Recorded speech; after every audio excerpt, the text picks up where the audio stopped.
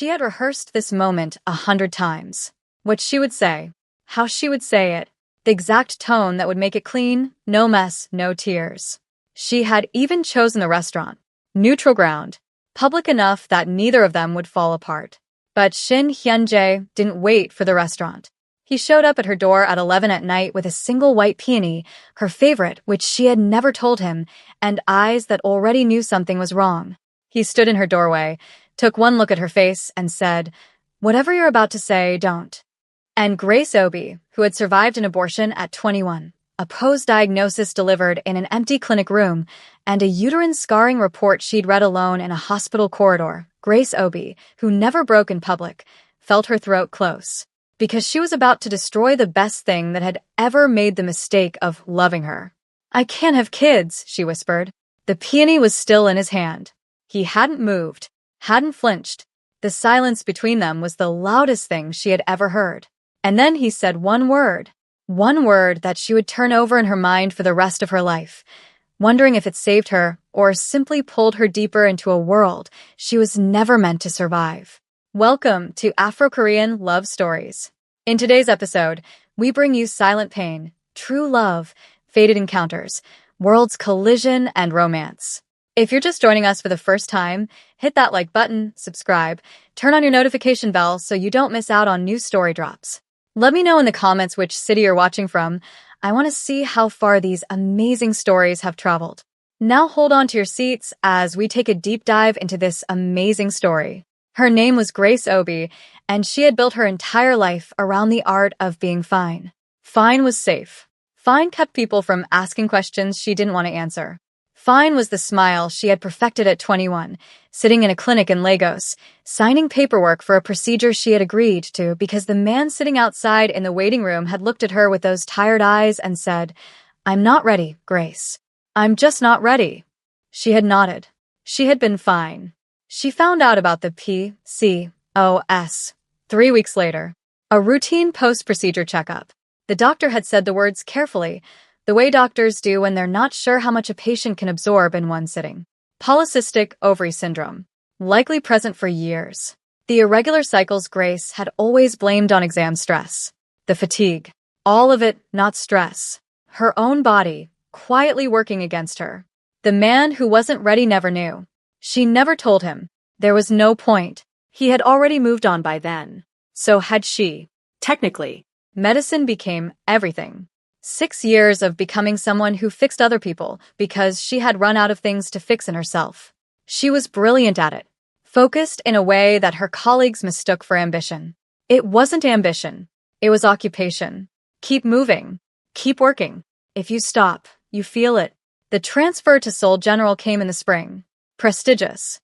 Competitive. Exactly the kind of opportunity that doesn't leave room for hesitation. She packed 2 suitcases, said goodbye to her mother, and boarded a flight to a city where nobody knew her name. 3 months in, she had found her rhythm. A small apartment in Mapogu.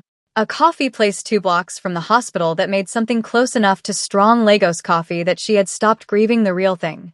Colleagues who were warm once they trusted you. A language she was slowly, stubbornly learning. She had almost started to feel like a person again. Then the results came back. She had requested the full gynecological workup herself. Routine. She was a doctor. She knew what the pros meant long-term. She knew the questions to ask. She knew the tests to run. She had been waiting 2 weeks for the report with the practiced attachment of someone who had already emotionally prepared for bad news. Asherman's syndrome. Intrauterine adhesions. Significant scarring of the uterine cavity. Most likely a consequence of the procedure 6 years ago, compounded by the hormonal complications from the pros. The chances of carrying a pregnancy to term low. Significantly low. She read it once. Then again. Then she folded the paper, slid it into her coat pocket, and walked out of the consultation room into the corridor. She needed 30 seconds. Just 30 seconds to breathe before she went back to being fine. That was when she heard the footsteps. She heard him before she saw him. He was walking back from the gynecology wing, his younger sister beside him, talking at him the way younger siblings do, fast, annoyed, gesturing with both hands. He wasn't listening to a word she said.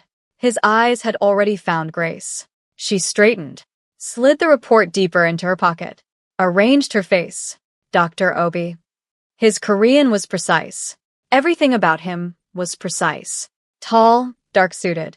Mr. Shin, she said. Warm. Professional. How did Ji-Yun's consultation go?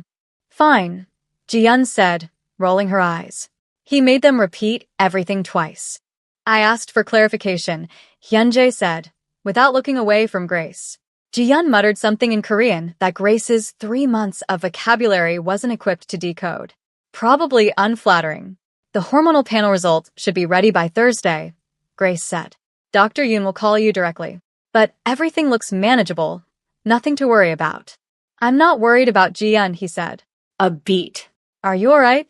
The question landed so quietly it almost didn't register. Grace blinked. Her smile didn't waver. Of course. Long afternoon. He looked at her for exactly 1 second longer than necessary.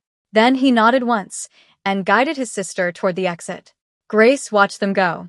Exhaled once. Went back to being fine. He came back on Thursday.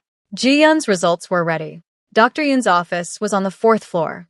Grace's department was on the 2nd. There was no logical reason for Shin Hyunjae to pass through her corridor on his way in or out. He passed through anyway. Dr. Obi. Mr. Shin. He paused.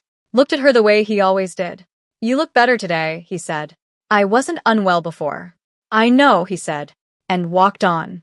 It became a pattern. Every visit, and there were several because Ji-Yun's hormonal monitoring ran across 6 weeks, he found a reason to stop. Never long. Never inappropriate. Just present in a way Grace didn't have a category for. He brought her coffee once.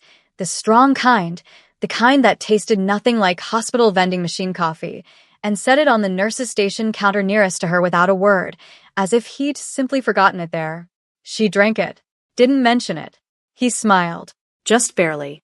You're not from Seoul, he said one afternoon, leaning against the wall outside her consultation room while she reviewed a chart. Observant, she said, without looking up. Lagos. She looked up. How? The way you say certain words. You're expressive. And you argue with the coffee machine every time like it owes you something. Grace stared at him. Nigerian doctors are the best in this hospital, he said simply.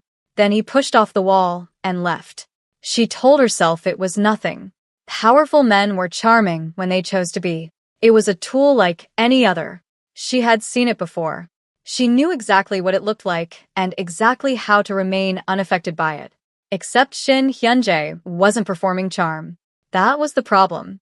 He wasn't saying the right things. He was saying the true things. Small, precise observations that told her he had been paying far closer attention than any corridor exchange warranted. He noticed she skipped lunch on heavy clinic days and started leaving food near her station, never directly, always plausibly accidental. He noticed she tensed slightly whenever the hospital intercom crackled unexpectedly, so he always waited for the silence before he spoke to her. He noticed everything. And Grace, who had spent 6 years making herself invisible to protect herself from exactly this kind of attention, felt herself being slowly, carefully seen. It terrified her, because somewhere between the coffee and the way he said her, she had started watching the door, waiting for Thursday, waiting for him. And underneath all of it, tucked under a heap of medical files like a quiet bomb, the report she hadn't thrown away yet. The one that told her exactly why this, whatever this was becoming, could never be allowed to go anywhere. She just needed to remember that. The first time he asked her to dinner, she said no. Professionally, warmly, with a perfectly constructed excuse about early rounds and a research submission deadline that was technically true but had nothing to do with why she was refusing. He accepted it without argument. No pressure, no second push, just a single nod and a quiet another time. She told herself she was relieved. The second time he asked, Ji-Yun's monitoring was complete. There was no more legitimate reason for him to be at Seoul General. Grace had half convinced herself that the visits would simply stop, that without the medical appointment as a framework, Shin Hyunjae would redirect his attention toward whatever empire required managing, and she would go back to being a foreign doctor in a city that didn't know her name. Instead, he called. Not a text. A call. At 7 in the evening, while she was sitting cross-legged on her apartment floor eating ramen straight from the pot because she hadn't bothered with a bowl. She stared at his name on the screen for 4 full rings. "Hello. You haven't eaten properly," he said. No greeting. No preamble. "Excuse me? I'm outside your building. There's a restaurant 2 streets down that makes jollof rice that won't hurt your taste buds. Come down." Grace looked at her ramen, looked at the door, looked back at her ramen. "How do you know where I live?" "Don't worry about that, Grace." She was no longer Dr. Obi. First time he had used her first name. Just like that. Slipped it in like it had always belonged in his mouth. She went downstairs. Dinner was not what she expected. She had braced for performance. For the curated version of himself that powerful men deploy in restaurants. The carefully chosen wine, the subtle flexing of influence, the conversation designed to impress rather than connect. She had her armor ready. He talked about his sister. About how Ji-yeon had been 13 when their mother died, and how he had raised her mostly through trial and error and sheer refusal to let anything else go wrong. About how she was studying architecture now and argued with him about everything, and was the only person on earth who could make him feel genuinely stupid in under 4 sentences. He said all of this looking directly at Grace, quietly, without performing vulnerability. Just stating facts about himself the way someone does when they've decided to let you in. "Why are you telling me this?" Grace asked. "Because you never tell me anything. So, I'm going first." She looked at him across the table. This man, this still, controlled, dangerous man who had somehow learned which coffee she preferred and remembered that she laughed when she was caught off guard and was now sitting across from her talking about raising his teenage sister, like it was the most natural thing in the world. "I grew up in Lagos," she said. Slowly. Like she was testing how it felt to offer something real. "Ikeja GRA. My mother taught secondary school English. My father was an engineer who treated every problem in life like it had a technical solution. Did it work? Sometimes. Not always." He nodded, didn't push. That was the night Grace Obi made her first mistake. She let herself enjoy it. They fell into something neither of them named for weeks. Dinners that ran past midnight. Walks through Han River Park at hours when the city finally went quiet.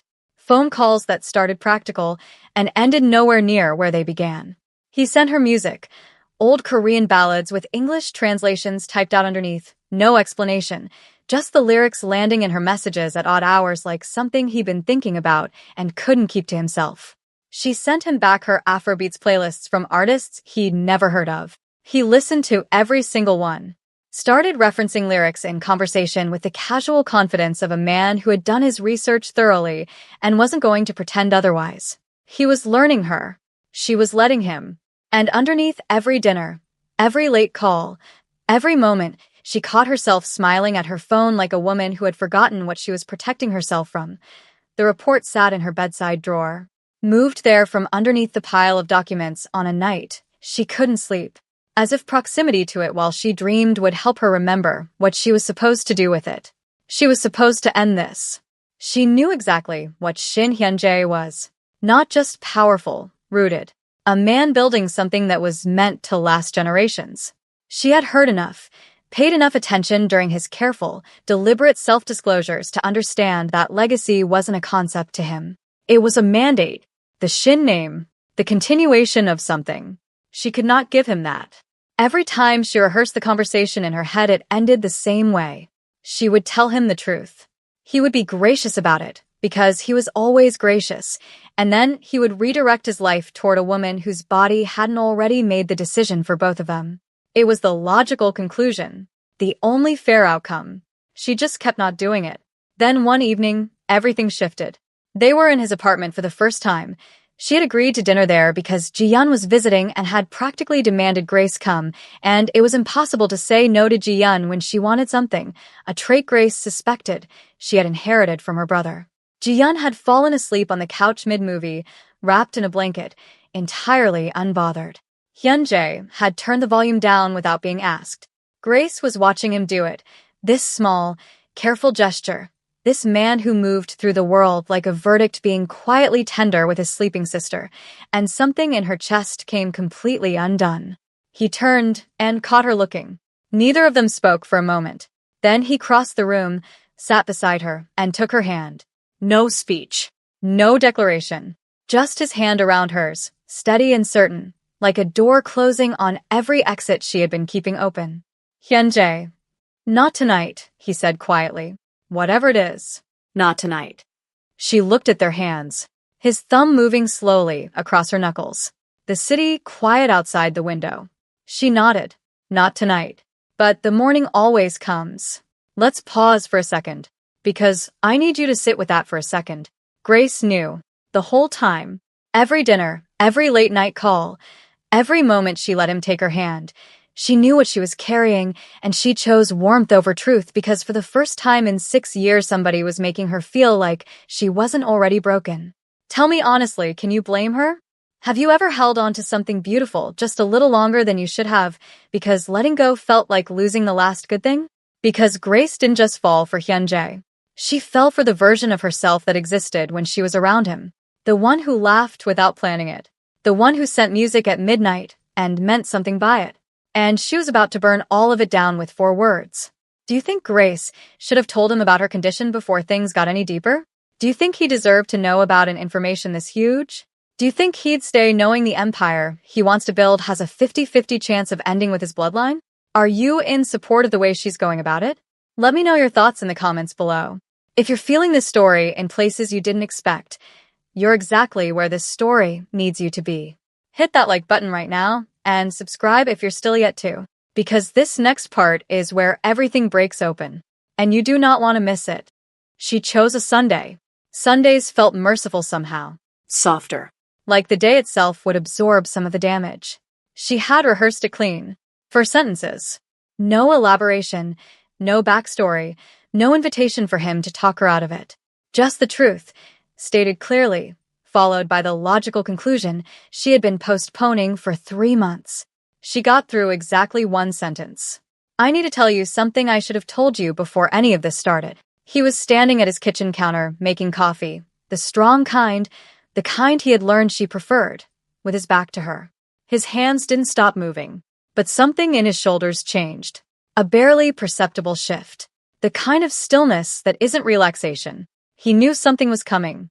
He turned around, leaned against the counter, crossed his arms, not defensively, just the way he arranged himself when he was preparing to receive something difficult. Gave her his full attention the way he always did, like nothing in the world existed outside of whatever she was about to say. That made it harder. I have PCOS, she said. I found out at 21, and I have Asherman syndrome, uterine scarring. Significant. The chances of me carrying a pregnancy to term are, she stopped. Steadied herself. Very low, realistically. The doctors have been honest with me about that. She kept going because stopping felt more dangerous. I know what you're building, Hyunjae. I know what the Shin name means to you. I know what you need, and I am telling you, honestly, clearly, that I cannot give you that. So whatever this is, she gestured vaguely at the space between them, at the coffee he'd made her, at the 3 months of Sundays and midnight music and his hand around hers. It has to stop here. Before it goes any further. Before either of us. Grace. Just her name. Quiet. Absolute. She stopped. He looked at her for a long moment. Not with pity. She would have walked out immediately if she had seen pity. Not with the careful diplomatic expression of a man preparing a gentle rejection. He looked at her the way he had looked at her that first day in the corridor, like he was reading something she hadn't offered to show him. Then he said, stay. 1 word. She blinked. Hyunjae. Stay, he repeated again. Same tone. Same certainty. Like it wasn't a request. Like it was simply the correct answer to a question the universe had been asking, and he was the only one paying enough attention to hear it. You're not listening to me, she said. Her voice was steady, but her hands were not. I just told you I can't give you children. I just told you. I heard you. He cut her off. Then you understand why. I understand that you've been carrying this alone since you were 21 years old, he said. Calm. Each word placed carefully, like he knew exactly how much weight they needed to carry. I understand that you rehearsed this conversation. I understand that you chose today because you thought it would be easier. And I understand that you are standing in my kitchen right now terrified, not because you want to leave, but because you've already decided you don't deserve to stay. Grace felt her throat tighten. She hated that. She had promised herself she wouldn't do this here. You don't know what you're saying, she said quietly. I know exactly what I'm saying. He pushed off the counter, crossed the kitchen toward her slowly, not rushing, never rushing, and stopped close enough that she had to tilt her head slightly to hold his gaze. I'm not 21. I'm not a boy who didn't understand your value and wasn't ready for commitment. I'm telling you, with full understanding of everything you just told me, stay. Legacy is not more important than you. She stared at him. The Shin name, she started, will survive, he said simply. Ji-yeon will probably have 4 children just to spite me. The name will survive. Despite everything, despite the tightness in her throat and the tears she was refusing to release and the 3 months of careful emotional architecture currently collapsing around her, Grace almost laughed. Almost. This isn't something you decide in a moment, she said. This is the rest of your life. I'm aware of how life works, Grace. I'm serious. So am I. He reached out and took her face in both hands, gently, completely, the way you hold something you have decided you are not going to lose. I have made decisions that affected thousands of people without losing a night of sleep. I think I can manage this one. She closed her eyes. Besides, there are options of adoption and medical technology is advancing steadily. His thumb moved across her cheekbone. Slow. Certain.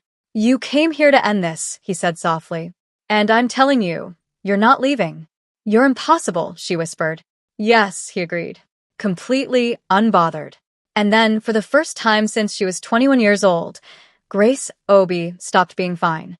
She let the tears come. Right there in his kitchen, with his hands on her face and the coffee going cold on the counter, she cried the way people cry when they've been holding something for so long that the release feels less like sadness and more like putting down something enormously, unbearably heavy. He didn't say anything, didn't try to fix it, just held her face and let her feel it. All of it, the abortion and the diagnosis and the years of fine, and the report she had read alone in a foreign corridor, until there was nothing left to hold. Then he pressed his forehead to hers. I'm not going anywhere. Neither are you. She moved in stages. That was Grace's way. She didn't simply decide to be happy and become it overnight. She didn't wake up the morning after the kitchen and find that 6 years of carefully constructed self-protection had evaporated. It didn't work like that. She knew that. He knew that. So he waited. And he showed up. Every single day, consistently, quietly, without demanding that she arrive faster than she was capable of arriving. That was how she knew it was real. The first thing she noticed was the mornings. She had always woken up braced. That low-level tension that had lived in her chest since she was 21. She had lived with it so long she had stopped recognizing it as anything other than her normal. 3 weeks after the kitchen, she woke up in Hyunjae's apartment and realized the hum was gone. Just gone. He was already awake beside her, reading something on his phone, one hand resting on her back. He felt her stir and looked over. Sleep well? He asked. Yes, she replied, surprised by how true it was. He went back to his phone. She lay there in the quiet morning light of his apartment. This life she had stumbled into through a hospital corridor and a folded piece of paper and a man who didn't flinch, and felt something she didn't immediately have a word for. It took her a moment. It was peace. Ji-yeon found out 3 weeks later. She was terrifyingly perceptive and had apparently been watching her brother watch Grace for months. I knew, she announced over dinner, pointing her chopsticks at both of them. From the second corridor visit. He never comes back to the second floor. There's nothing on the second floor he needs. There's a very good vending machine, Hyunjae said calmly. You don't use vending machines. I was expanding my horizons. Ji-yeon turned to Grace with an expression of profound solidarity. He talked about you. He pretended he wasn't, but he was. He mentioned your name 4 times in 1 week without realizing it. Ji-yeon. 5 times, actually. I counted. Grace looked at Hyunjae. He was looking at his food. Grace started laughing. 5 times, Grace said. She laughed until her eyes watered. He proposed on a Tuesday. No grand gesture. No restaurant chosen for its lighting or its reputation. They were in her apartment, her small Mapogu apartment that she had never quite finished decorating because some part of her had always been ready to leave at short notice. He was sitting on her floor, helping her finally hang the painting she had bought 3 months ago and never mounted because the walls felt too temporary. He had the drill. She had the measuring tape. They had been arguing pleasantly about centimeters for 20 minutes. Then he put the drill down, reached into his jacket pocket, set a ring on the floor between them. Grace stared at it. You said you couldn't give me everything. I'm telling you again, you're enough. Exactly as you are. Whatever comes after this, we figure it out together. But I'm done figuring out my life without you in it. She looked at the ring, then at him. This man who had found her in a corridor holding a piece of paper that she thought had ended her story before it began. This man who had brought her coffee and learned her music and held her face while she fell apart in his kitchen and never once made her feel like a woman with limitations. He had made her feel like her younger self again. You're still impossible, she whispered. Consistently, he agreed. She picked up the ring. They married in the spring. Small. Intentional. Ji-yeon cried through the entire ceremony and denied it fiercely afterward. Grace's mother flew in from Lagos and spent the first 10 minutes assessing Hyunjae with the focused energy of a woman who had raised a daughter alone and was not about to hand her to someone unworthy. By the end of the evening, she had taught him 3 Igbo phrases and declared him acceptable in a tone that left no room for interpretation. Hyunjae received this verdict with complete seriousness and immediately asked her to teach him a 4th phrase. Grace watched them from across the room, her mother laughing, her husband leaning in attentively, the 2 most important people in her world occupying the same space, and felt the last piece of something settle into place. A year later, Grace fell pregnant. Unexpectedly. Against the odds the report had laid out in clinical, unforgiving language. Against everything she had prepared herself to accept. One morning, one test, one line that shouldn't have been there. She sat on the bathroom floor for a long time. When she came out, Hyunjae was in the kitchen, making coffee, unhurried, completely ordinary, and she walked straight to him and put the test on the counter, without a word. He looked at it, then at her. She watched his face move through something she had never seen on it before. All that control, all that careful stillness, it didn't hold. His eyes went bright. He pulled her into him without speaking. She pressed her face against his chest and listened to his heartbeat. Fast, unguarded, real, and thought about a girl at 21 who had walked out of a clinic believing that was the end of something. It wasn't the end. It was just the long way to the beginning. Some people spend their whole lives running from the thing they're most afraid to want. Grace Obi ran for 6 years and walked straight into it anyway through a hospital corridor on an ordinary afternoon in Seoul. She didn't find him because she was ready. She found him because she was finally too tired to keep pretending she didn't deserve to be found. So tell me, do you believe some people are placed in your path exactly when you need them most? Or do you think Grace should have told him the truth from the very first corridor conversation? And the real question, when he said stay, was that the most romantic thing you've ever heard or the most terrifying? Drop your answers below. This comment section belongs to you. If this story moved something in you, like, subscribe, and turn on your notifications. New stories drop every week, and every single one is built for people who feel things deeply. Share this with someone who needs to hear it today. We'll see you in the next one.